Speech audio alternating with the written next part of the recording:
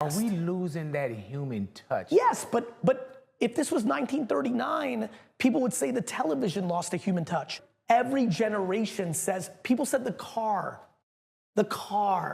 was gonna ruin us. Like everything's ruining us and nothing ruined us. People need to stop sleeping on humans. On an individual level, there's always opportunity for anything, but in a macro, things get better with technology, not worse. That's been proven for 300-400 years. What do you want from me?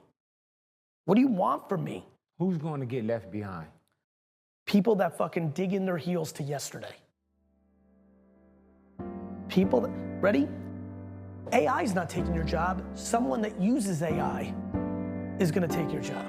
Gary Vee is a creative entrepreneur and success story, best known for building his family's small liquor store into a massive wine empire and co-founding the global digital agency VaynerMedia. Gary also became a pioneer in social media branding and early stage tech funding in giant brands like Facebook, Twitter, Tumblr, Uber, and Snap. Let's learn some tips on making it big and get inspired together. This is Big Boys Off Air with Gary Vee. Gary Vee. Oh, man. Welcome, brother. Thank you How for you having doing, me. my man? It's a real pleasure. Brother, my pleasure. I was going to offer you some gum to start off with. You know, so I could chew it and swallow it. You saw that? Gary, you really swallow all your gum, bro? Every single piece. My sister's with me. She knows the real truth. I have swallowed 99% of every piece of gum I've ever chewed, and I chewed a lot of gum in the 80s. So the myth isn't true? What's that? The myth? I mean, I don't know what it's really doing, but so far I'm good. Well, let me tell you, man, if swallowing gum gets me in the position that you're in, you know what I'm saying? You're gonna start eating it. Oh my God, what Yeah. are you talking about, Yeah. bro? But I really just wanted to sit down with you, man, because for one, I'm a fan first. I really look at what you do, bro. Thank you, man. And not only do I look at it, I need to start applying it. Because it's different when you look at something. Yeah, of But course. if you're not applying it, and if you're not doing the execution, then that's a problem. Yeah, I mean, you know this. You know, let me give flowers back. You're such a true legend of like the era that, you know, so many of us grew up in. And you know this, you've had so many of the artists and others that we admire come through. And the ones that came through only once versus the ones that came through multiple times. Yes, sir. That word execution was a part of it. Yes, sir. Right? Both mentally and actually physically. And so I appreciate that. And, you know, longevity is earned, you know? And I'm humbled by it. But again, you've been in the front row seat and you yourself have done it. You know, there's a lot of people that have done your game as well. And to be relevant that long, you know, wasn't just luck or the great looks that we were gifted. Right. Yeah, I'll take that. So obviously you need, besides chewing that gum, you need some fucking glasses. You know? But that's not what we're here for. It's not a beauty contest. No. There's a lot of beautiful broke people. Yes, you know what I'm saying? that is facts. But you come from very humble beginnings, bro. Yes. And we've had a chance to kind of dive into that. And I come from humble beginnings as well, bro. But yours, everybody has their story. For sure. And for those that probably don't know Yeah. the story, take me down that humble beginning. You know, I'm the byproduct of the American dream. I was born in the Soviet Union, the USSR. And for a lot of people, you know, I was a bad student except for history, but a lot of people struggle with their grades in history. When I was born in the USSR, it was like being born in North Korea today. Like you can't leave. So the odds were very stacked against me of where I started. Got very fortunate that my family was able to get out in the late 70s. The USSR was running out of money. And they were starting to sell people I was actually traded for wheat, because the country was investing all of its money into weapons to keep up with the US, and it was running out of money. You know, when people are scared of communism and socialism, there's a reason. It hasn't worked in the last 100 years. And so we got out, You said you were traded for wheat? Wheat. The United States traded wheat to the Soviet Union to let some people become refugees to get out. And we were part of that small group of a couple 100,000. So from the get, I've been completely driven by gratitude because my odds are so unlikely. My family immigrated to Queens, New York, and that's where I spent the first couple of years in the United States. And then we moved to Edison, first Dover, New Jersey. Well, what is that like when you first get here in New York? And especially at that time, New York was a different fast pace. It was also a very tough era. New York City was bankrupt. It was not pretty. I was very young. I was 4 or 5 years old when we were there. But those are sponge years too. They are, and I remember it pretty well. In fact, you know, I look back on it very fondly because my great-grandfather, Shia, so my grandmother's father, my dad's grandfather, him and I spent a lot of time together at that time, because my mom had just had my sister, and she was obviously with me at all times, but when she was taking care of my baby sister, I remember going to the park with him. You know, it's very funny. My whole life I've felt like an old soul, and I wonder how much of that was DNA, and then I wonder how much of that was just my environment, because I would spend a lot of time. My mom tells me stories that I don't remember, that I would go outside and I would go and like call all the 70 and 80-year-old old men by their first name and speak Russian to them and chop it up with the OGs. Right, you know? right. And you know this, you know, and I thought it when I first walked in here, it ran through my mind, like coming up in anything, and then when you're in a position to be the OG, there's a lot of wisdom that we can spit on the kids, you know? Are they listening sometimes though? Yeah, not always. You know this, we were kids too. Right, definitely. There was OGs trying to tell us shit that we thought we were too cool for, what have you, but I think I absorbed a lot of that wisdom. And you know, when you're young, you don't know any better. It wasn't that I knew that we were struggling. We lived very humbly. You know, this is studio apartment, 1 bedroom.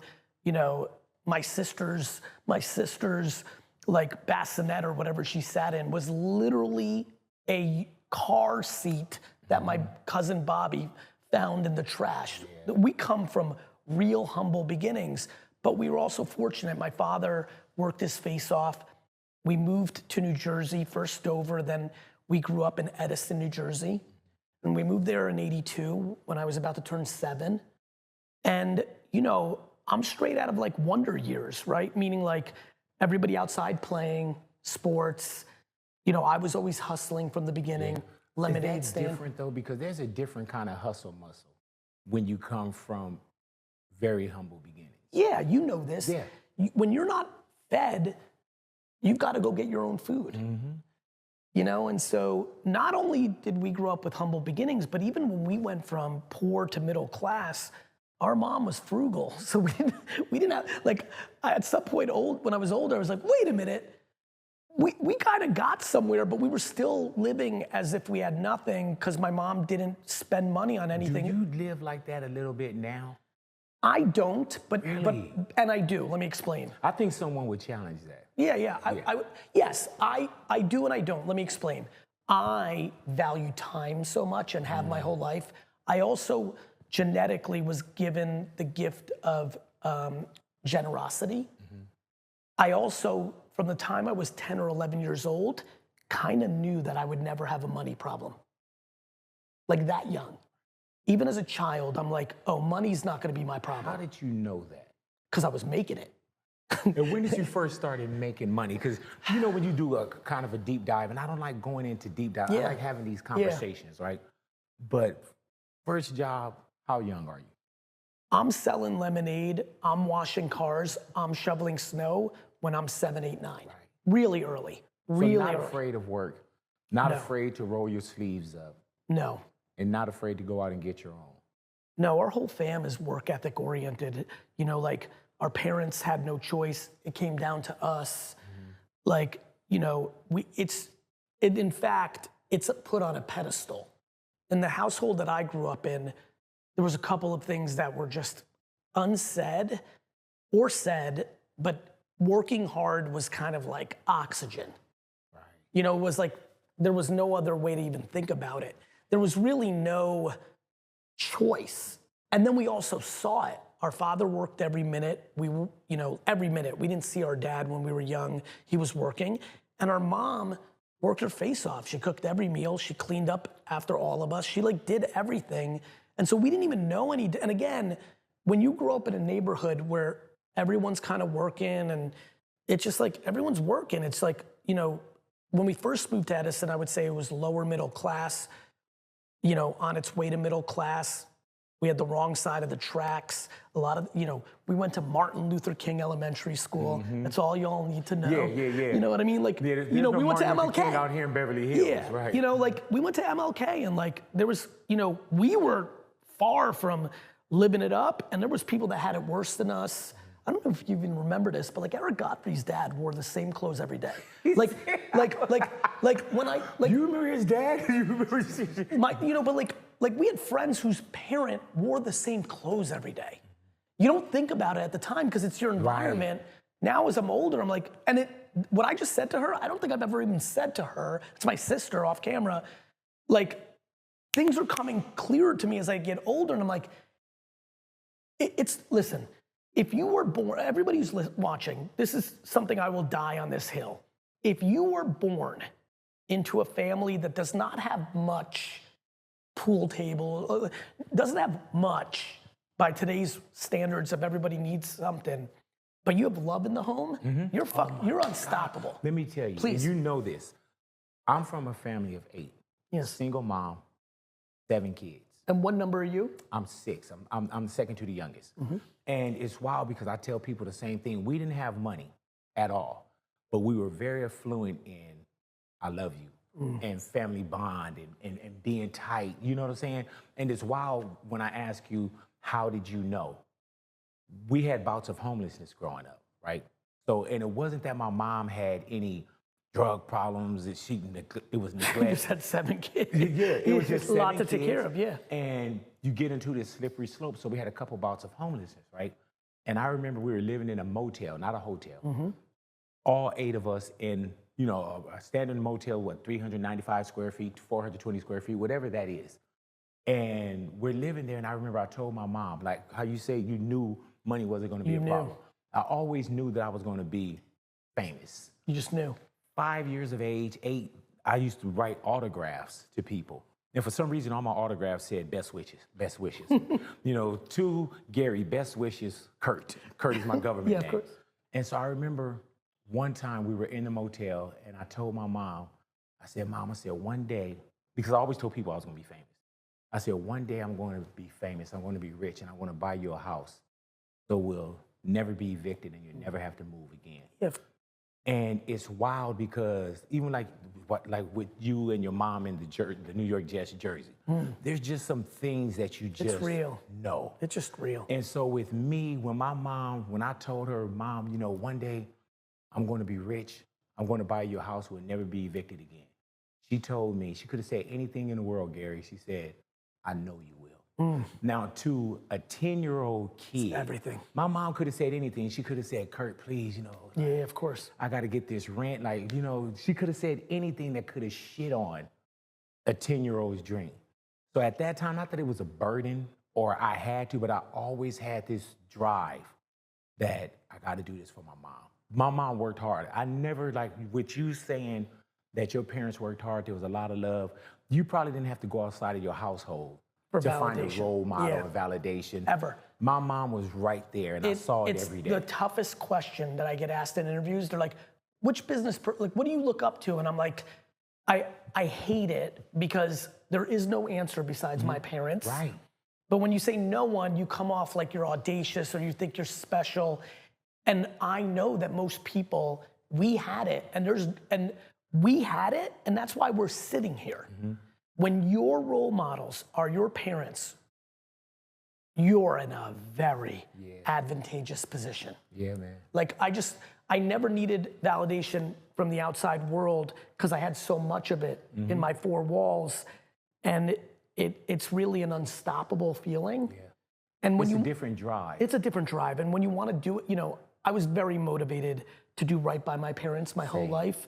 And clearly you were as well. Yes. And you know, our stories are common. There's so many people.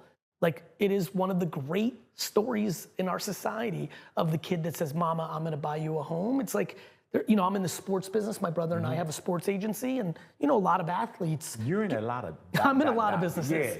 I'm in a lot of businesses. When somebody asks you, you just gotta say ... Like, oh, I do this, I do that, and do. It's another tough question. Like, what do you do? I'm like a lot of things. Yeah. A lot. I'm juggling. Yeah, man, it's really great, and it's like, you know, you know, you just chopping it up like that reinforce it. I always like to hear the other versions because it reinforces, because you never want to be a focus group of one. One thing that I always promised myself when I started to realize, oh shit, I'm gonna be talking a lot in my life, is like, never say anything just from my situation. Observe everyone else's. What are the common themes? You know, because you want to bring value to everybody on the other side of this camera.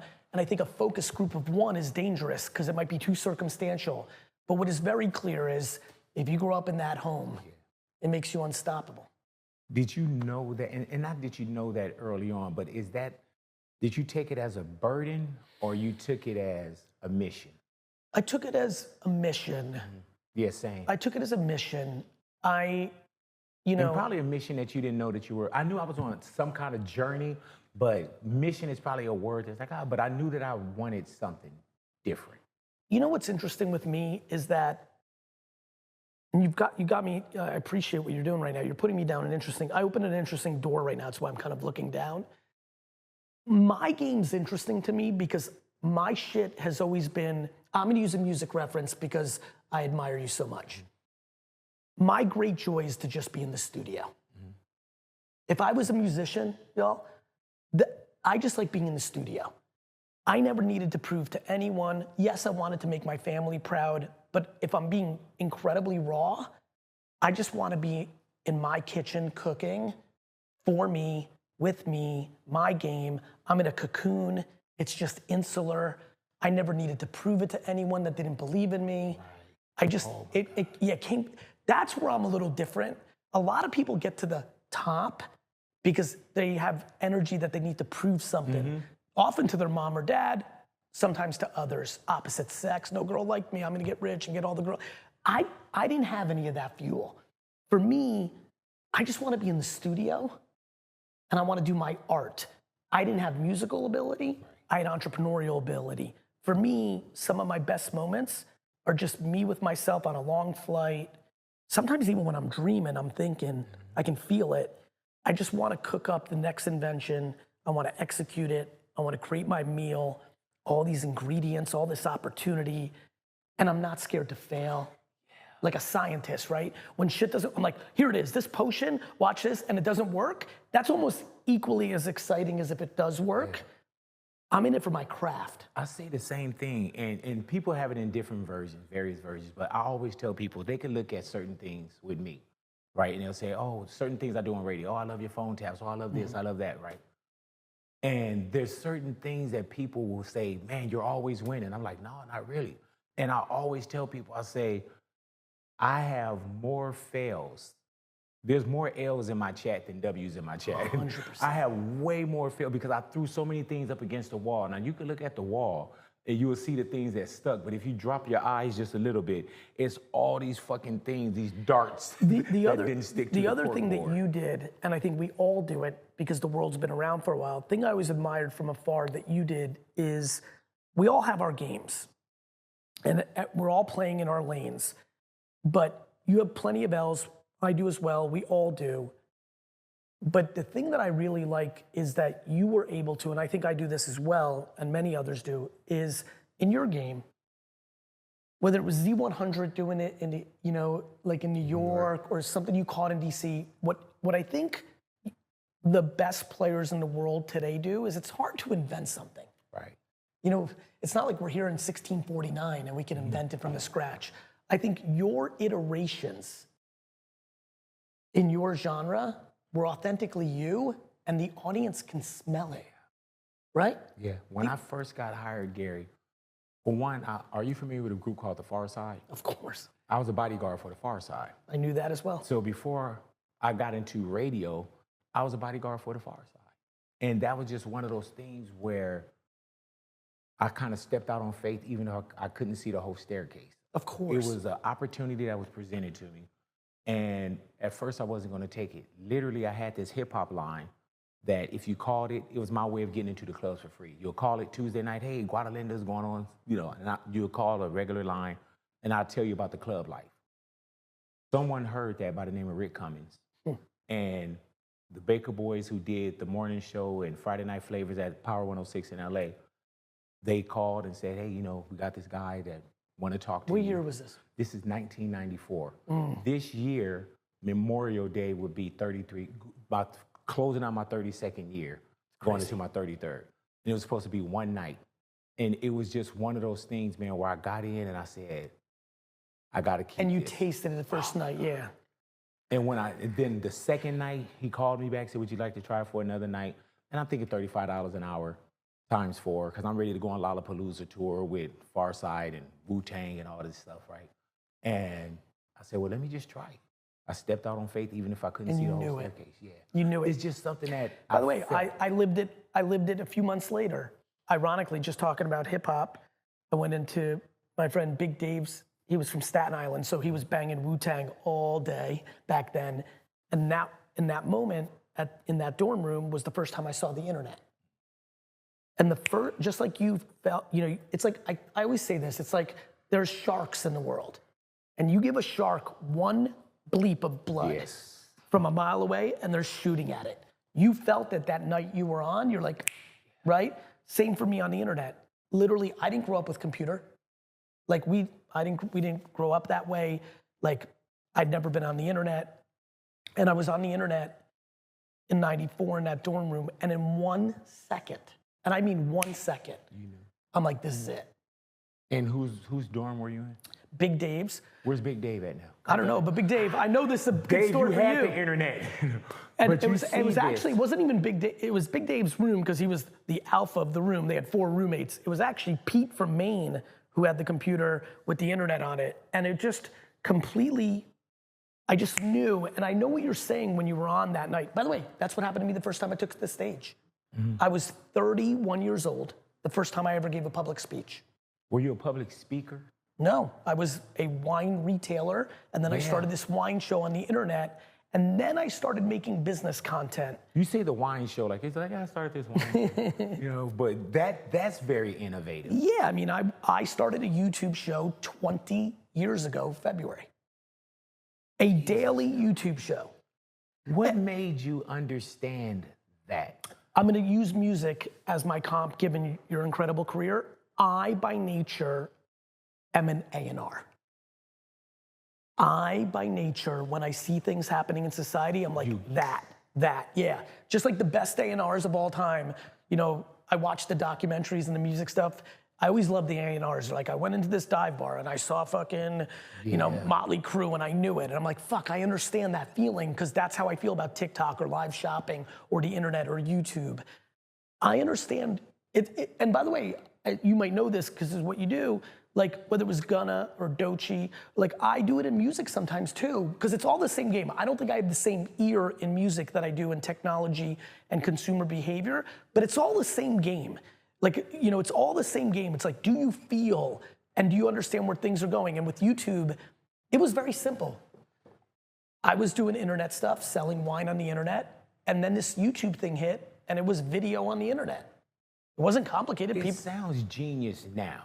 Because when we look in the rearview mirror, everything sounds genius. Correct. But when you're looking through the windshield, you know what I'm saying? That's like different kind of shit. But you know what's funny? I look at pop culture historically. I think about MTV all the time. All the time, right? So I don't know if you all know this who are watching. Many of the biggest acts in music in the early 80s said no to making a music video for MTV because they thought they were giving away their music for free. Yes. You know this. So they thought it was giving away their music for free. What the Princes and Madonnas and Michael Jacksons and Twisted Sister and Duran Duran understood was it was free promotion. So life is simple. You find what you're looking for. This is why so many people eventually get money and then go on defense. So many people go from zero and get to a level and then they stop because they're scared to lose it, instead of realizing it's the foundation to build on top of it.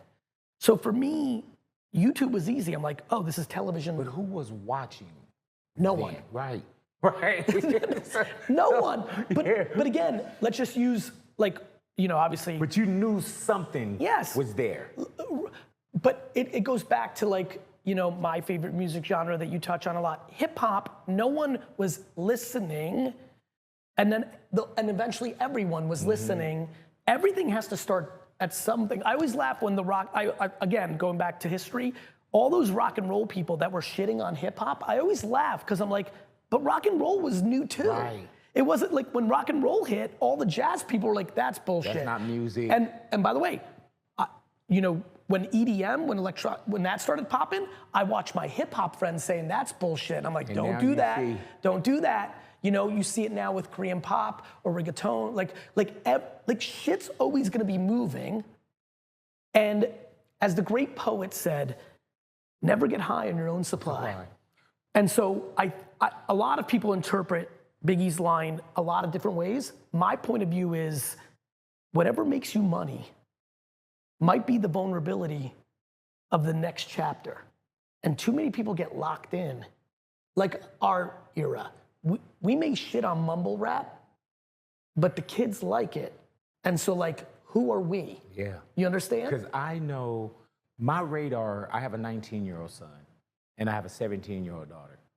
So I use them a lot for my radar. Of course. And it's the great advantage. It's the reason to have kids. Yeah.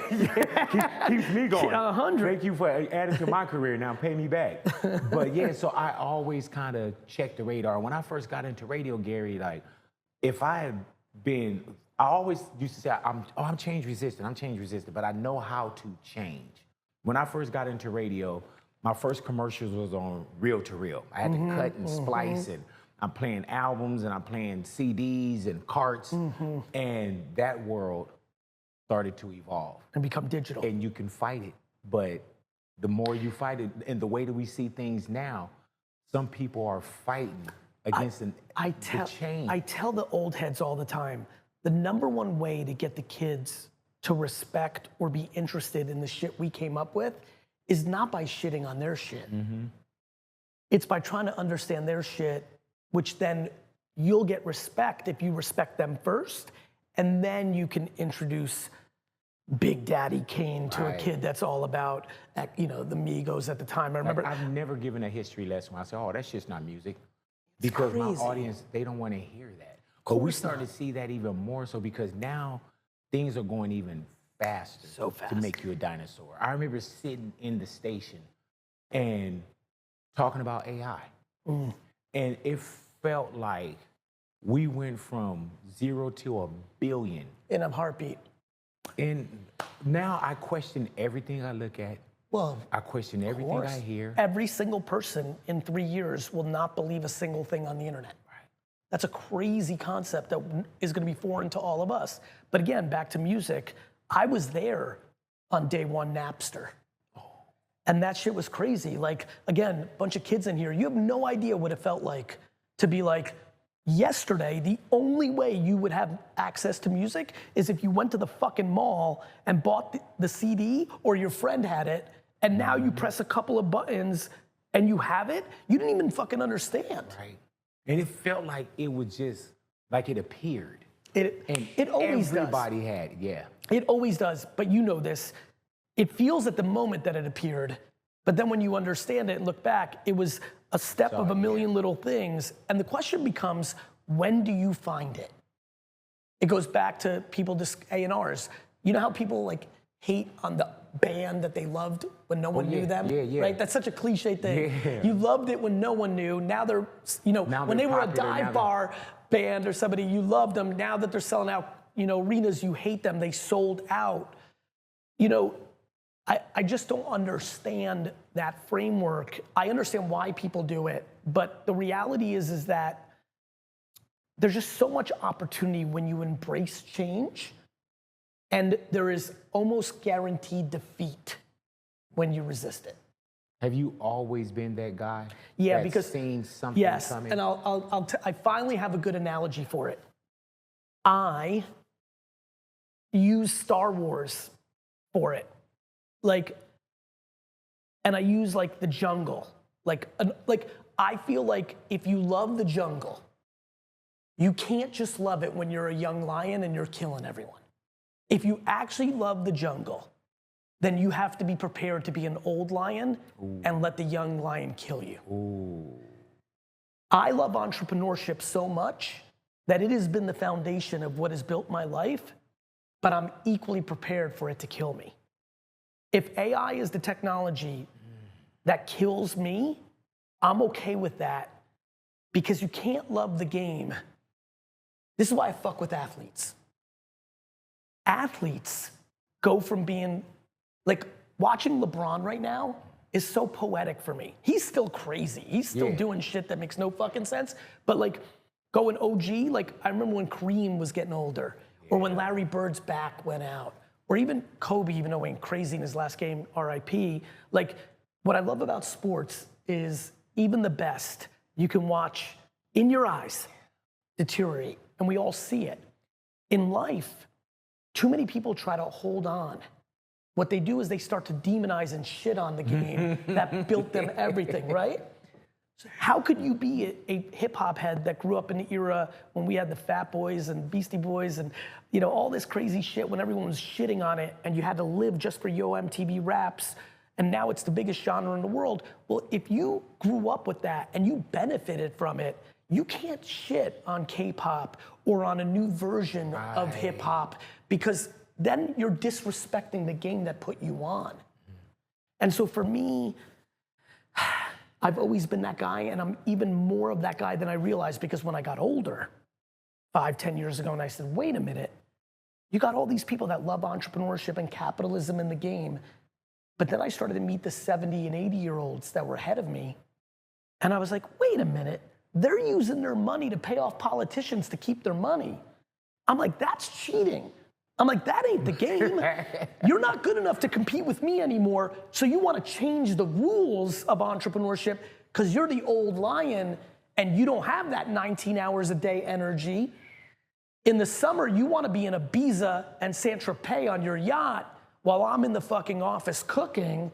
The fuck are you trying to change the rules for? And I promised myself I would never become that guy, and I will not be that guy, and I'm not that guy right now. And when I watch people on the come up that make content that gets more views than me, that start companies that are bigger than me, I don't have jealousy or envy. Right. I have fucking hat tip and respect. I get the same thing when I look at certain, like even podcasters. I'll look at it, and at one point people used to say, oh, podcasting, man, that's the graveyard. Podcasters used to be people that so-called couldn't get a radio job. That's right. Oh, they can't get a radio job. That's exactly right. Now you look at podcasters and you look at content creators or you look at influencers, whatever those may be, and they're running the game. And I can sit here and say, man, I've been in here 32 years and there's some people that's lapping me. But I look at what my next moves are what I'm going to do. That part. You know, for longevity or even to walk out the way that I want to walk out. That part. But there's so many more opportunities now. In 2008, when I wrote Crush It, my argument was that the influencers, there wasn't a word for it at the time, that the internet people were gonna win. And I got so much shit from my Hollywood friends. I used to come here and they're like, that's so stupid, this is Hollywood. And they were like, movie stars, TV stars. And I'm like, your history, you don't understand your history. When the television was invented, if you had a TV show, you were lesser than the radio. The radio was the fucking apex. You were lesser than. Like, how about the silver screen, movies? You know, we're of the age where a movie star, now, if you're a star on a Netflix show, fuck that. If you're with if you're a streamer on Twitch or Kick, you're more famous than fucking starring in a feature film. Yes. Distribution changes. Fame changes. Before us, if you were a pilot, an airplane pilot, you were famous as fuck. If you were a pilot, do you know that athletes, professional baseball players for the Yankees in the 50s would get jobs in hardware stores in the off season because that's how little they got paid? Fame changes, shit changes. That's just the way it is. How about chefs? When we were kids, if you were what do you do for a living? I'm a chef. Oh, you're the help. Right. Now you're fucking famous as fuck.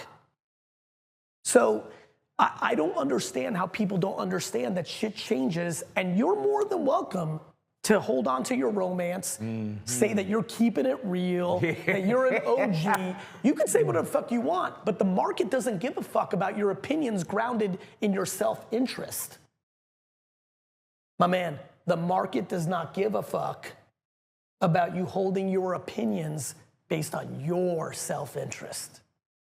What did you see early on with the Ubers and the Facebooks, and what did you see early on that others didn't see? This. Uh-oh. I'm doing show and tell. That this was about to become the remote control of our lives. What I predicted for myself properly was when this was invented.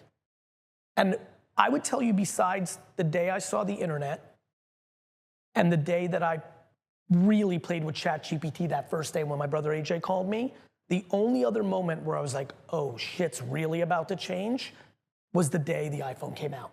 I went and got it, I turned it on, and within an hour, I'm like, okay. Like, oh, that was it. Because you know, and the kids, you don't know this, up until that point, yes, BlackBerry, but not the same way on your computer. Right. The internet was now with you at all times. Like literally until that point, you could do some browsing on the BlackBerry, but it was janky. This was a screen that looked good. And I was on winelibrary.com, and it was just like I was at home. And I realized that the iPhone was gonna change the world. And that meant everything that was building on top of it was gonna win. So I didn't know Facebook or Uber or Instagram or Snapchat or TikTok, but I knew that the platform, whoever was winning there, was really gonna win. And again, it seems crazy to say now, but at the time, a lot of people thought the iPhone was gonna be a flop. Remember? What year was that? What year was that? Can someone look at it? Was that, hold on, I'm gonna guess. 2000, hold on, before you say mine, let me get, you said it? 09? 08? Yeah, it was after Wine Library TV, but before I started Vayner. 7, that's what I thought, yeah. Jesus Christ. So that was a monumental day. That was a big bet. And then you could just feel, I was in the game since 96. Did you tell people that this is a game changer? Yeah, but those Did people at the time were like believe my it? sister and my dad, like 9 people. I had no platform to tell anyone anything. Even friends, did anybody think like you were crazy? At that point in my life, I think I was creating enough success.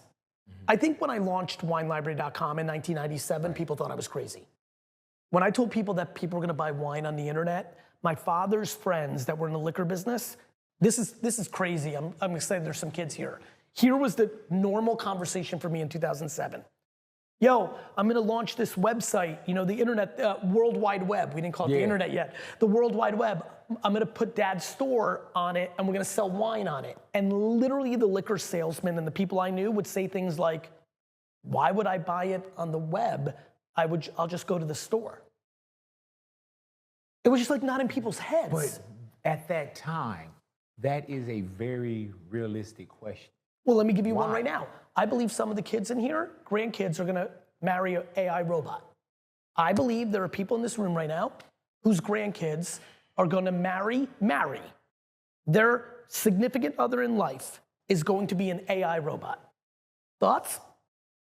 Right? So like she said, that's Ani. Like, Ani's ready, she's like ready. Ani could do another hour with you. You know, so, to me, when I said I'm gonna sell wine on the World Wide Web, it seemed foreign. Right now I said this, and people might giggle, people might fuck that, but like, for real though.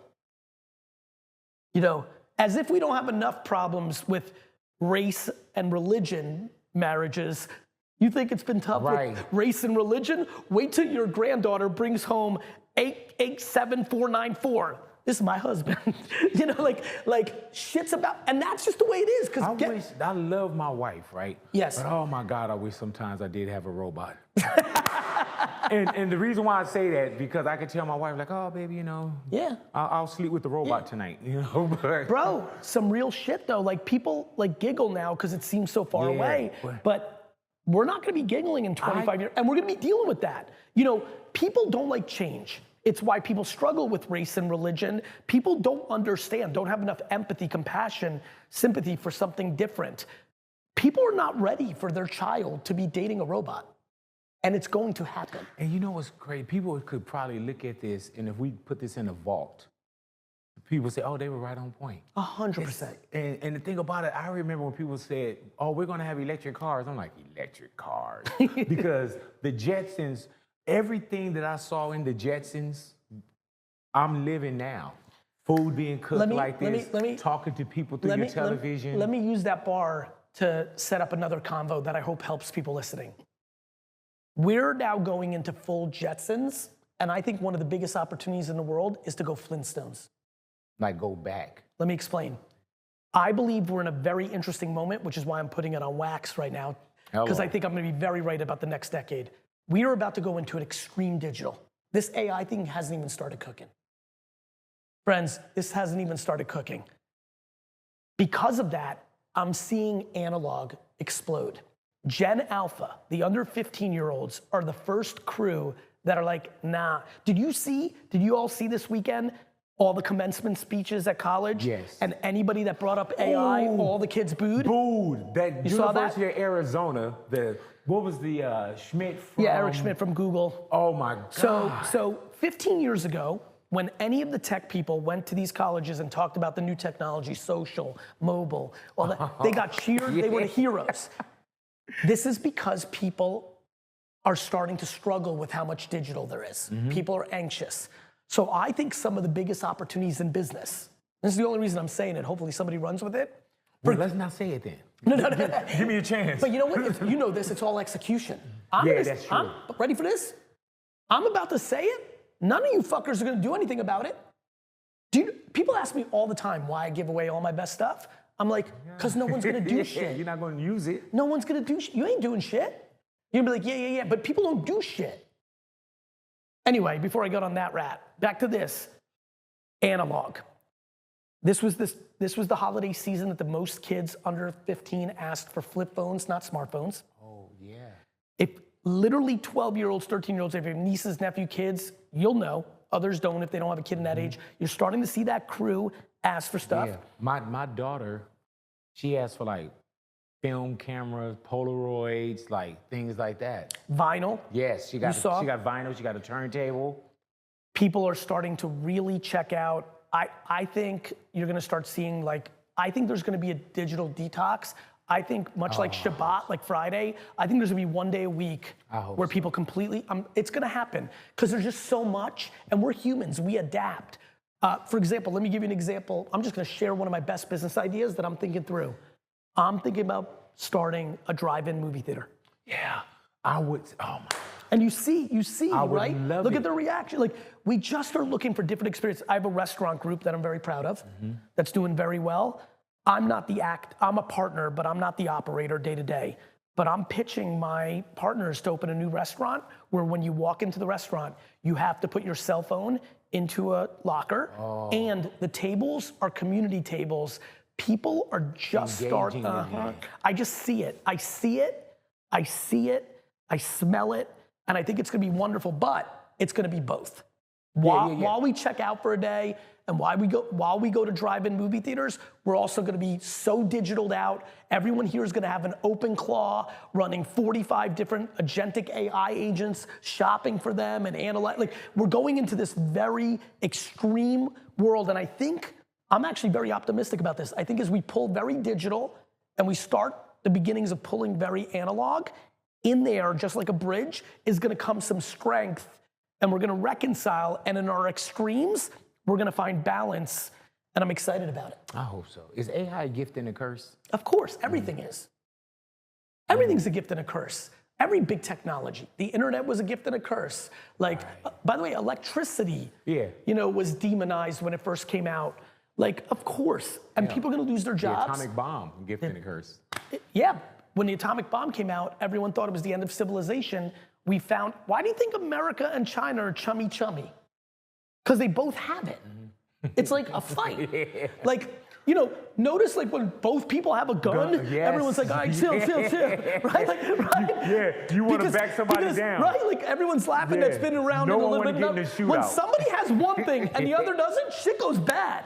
When only one person has a knife and the other one just has their fists, it's a problem. But when both people pull out a fucking gat, everyone's like, chill, chill.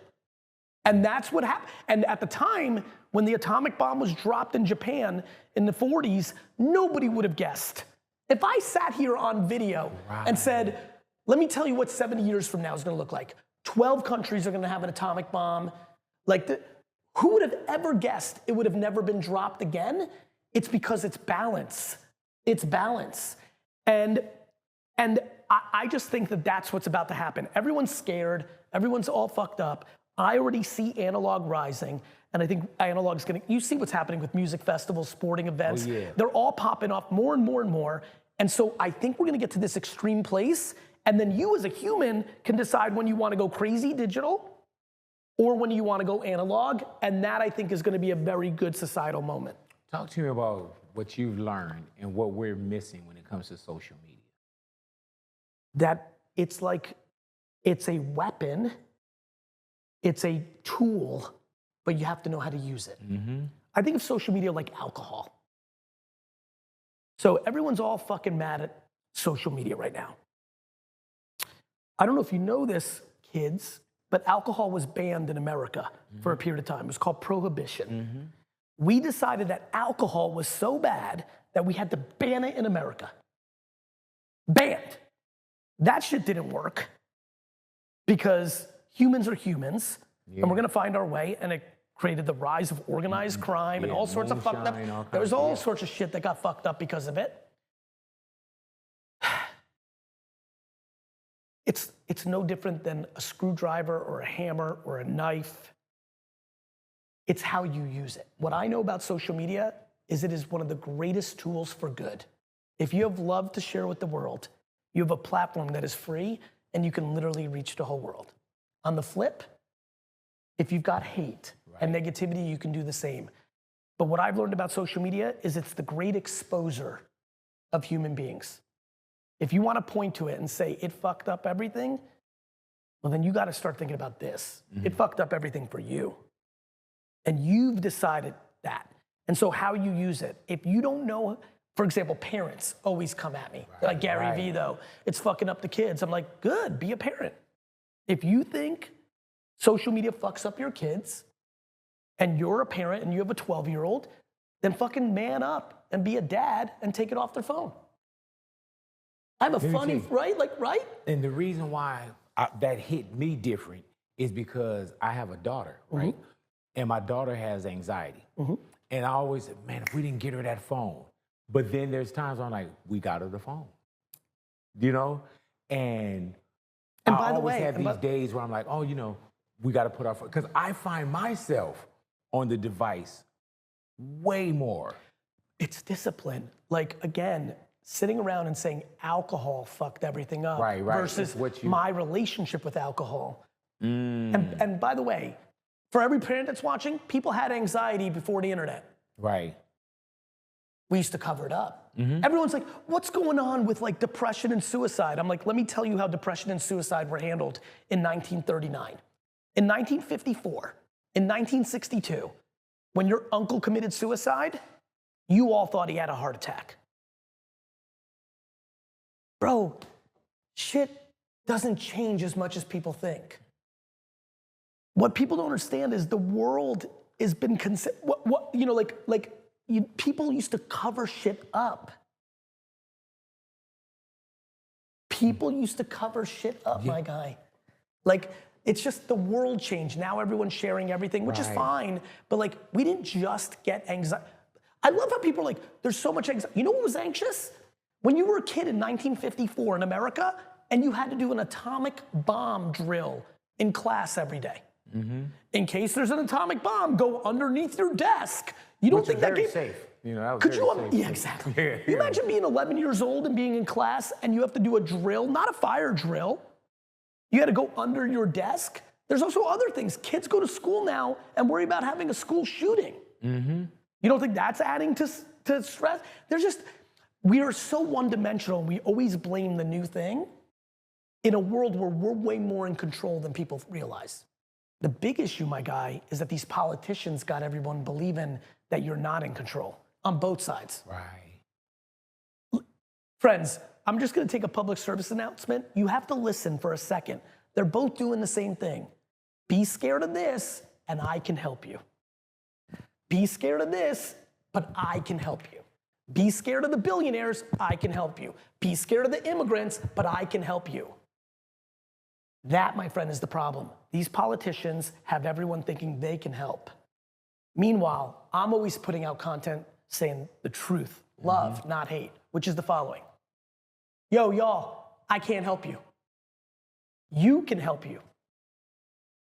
And that is where we're at right now, my man. You say you put out content. Yes, sir. How important is content? Because I'm in a content world. Yes. And it's wild because I remember when you waited for a commercial to come on TV, or you waited for a trailer to show in the theater. Yes. Even when you think about the Super Bowl, people pay for Super Bowl ads for prestige, the $6 million, $8 million. But I see the Super Bowl commercial in my phone, and the 30 seconds that they could play on the TV, there's probably a minute, minute and a half that they'll release on social media. I get everything from social media or right there on my screen. How important do you feel that is, that you can go directly to the consumer now? To answer your first question, the world is only about content. When the printing press was invented, Content. the printing press, we now have books. Before we didn't, now we do. The first institutions to print the most books were religious institutions. Today, all these years later, the world is highly based on religion because the religious institutions were first to move on the printing press. The world is content. There is nothing else. Before then, it was stories around the campfire, the philosophers that were under a fucking tree, and you go see fucking the philosopher and chop it up. This is what it's always been. So content is life. It is even your family's stories. Like everything is content. It's how humans live. Where content is relevant, how content gets distributed, which is what you're talking about, that shit changes forever. That will always change. You know, back in the day, you would have to go to a wall and carve it. I got one. Here's my favorite one. Do you know that when the canvas for art was invented, that the word on the street was, that's not real art? Real art is only when it's etched into buildings. Oh. So, you know, what's real? What's this? Like, you know, distribution will change forever, my man. Distribution of content will change forever. There will be a day where the internet is not the primary source of distribution. I for sure don't know what it's gonna be, but I know that nothing lasts forever. I know that it changes. I'll give you one that I know is coming. This. This is coming. Yeah. This is gonna look just like a beeper and a pager one day. I've seen you. The glasses, say that. bro, the glasses are coming. And they're gonna completely And change. are we talking about the glasses we're seeing now? No. Or VR No. or? It's gonna be AR at first with a mix of VR, but like the glasses are coming. It's so obvious. It might be 6 to 9 years, but when I tell you, we will clip this and post it in 15 years, the phone, the cell phone, the most important device in society right now will look like an artifact. And what do you feel when you say the glasses? Like, what are we? So I've worn some of the glasses that are coming in years to come.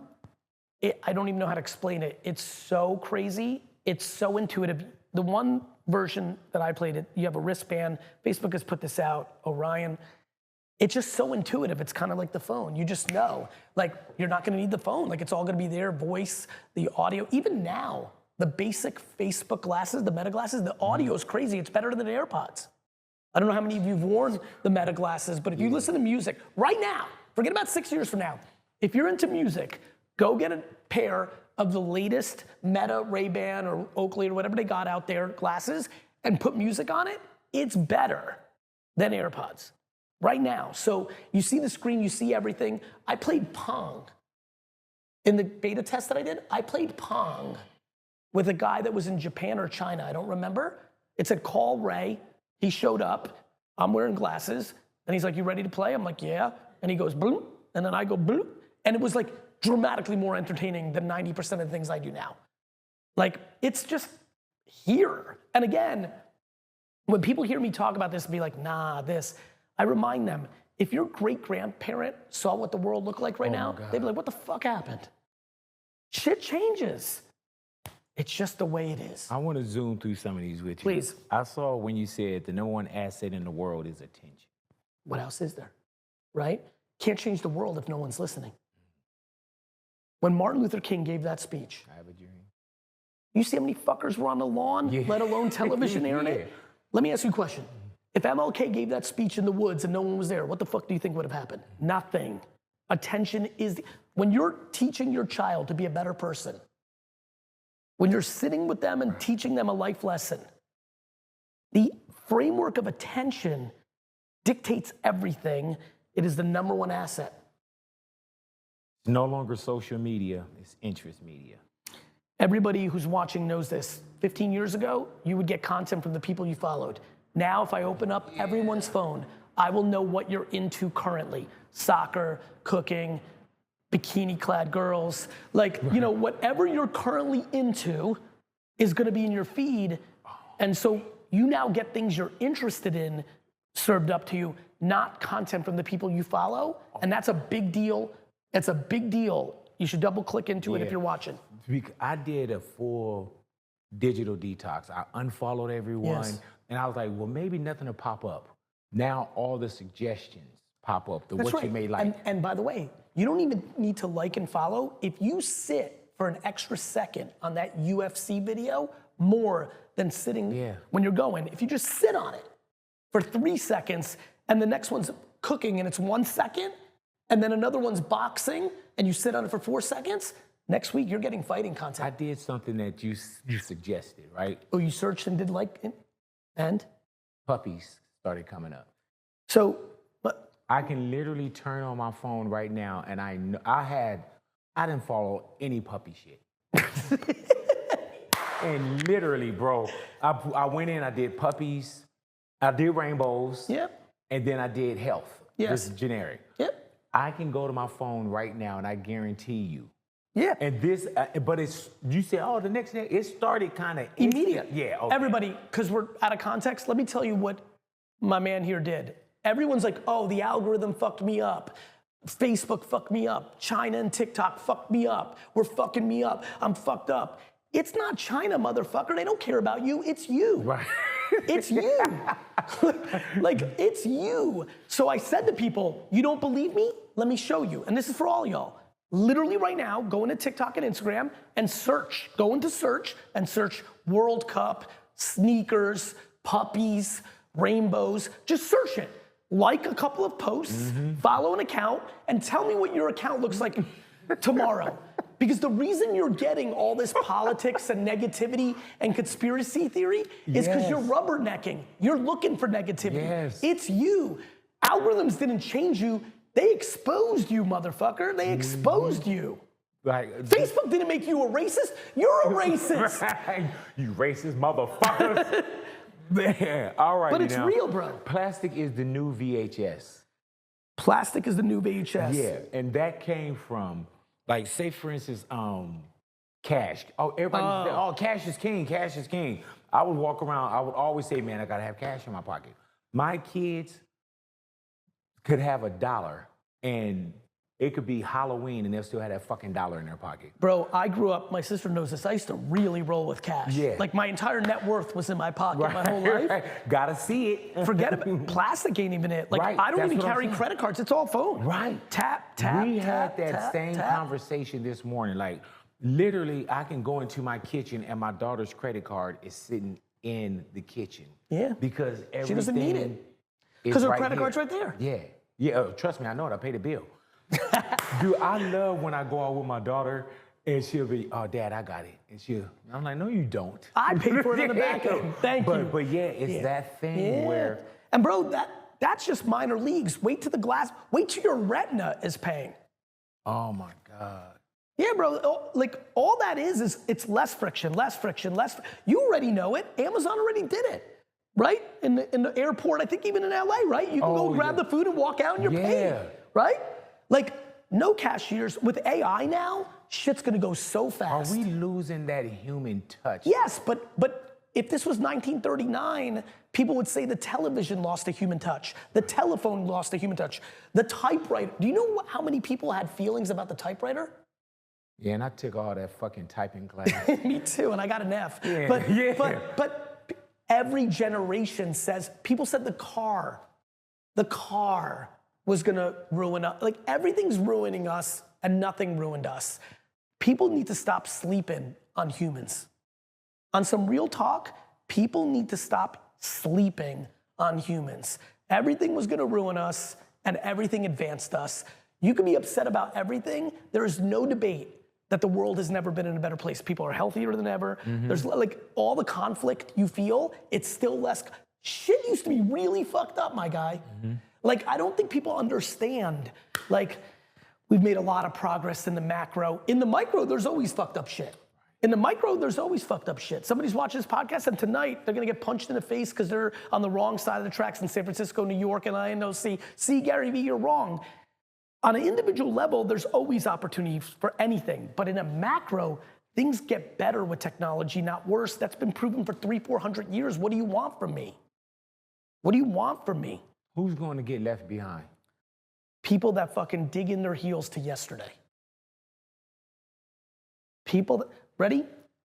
AI is not taking your job. Someone that uses AI is gonna take your job.